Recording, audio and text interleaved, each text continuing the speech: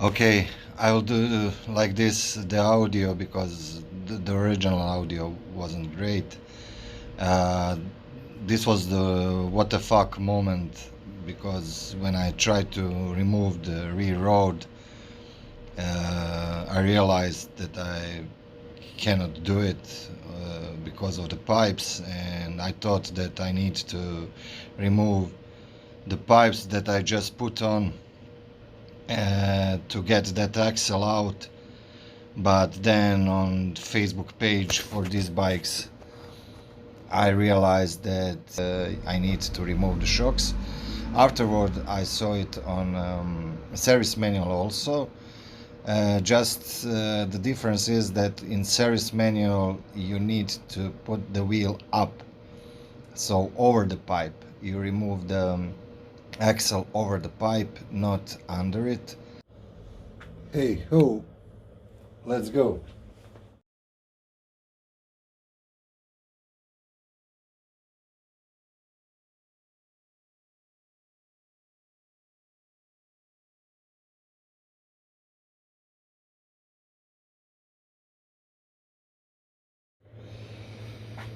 Well, I can say it's a pretty decent state. All these tooths are quite good. Also, these ones. I don't see any major damage, but I need to, uh, check it with the manual and everything. But by the state, I would say it was, never properly serviced, and at least I need to give it a good cleaning and lubrication. Okay, let's wrap it up for today. So we remove the rear wheel, and this is the brake side of the wheel. I'm still not sure, but I don't like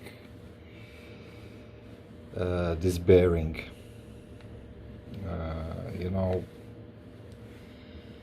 I think it's ready to be removed, and if we remove this bearing, this will need to be done too, although it's much better. But I'm still not sure.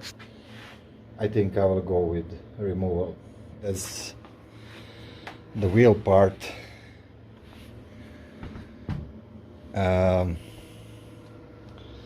the brake are messy, but we have still I would say around half, and even the indicator state that this indicator, it was on the middle. So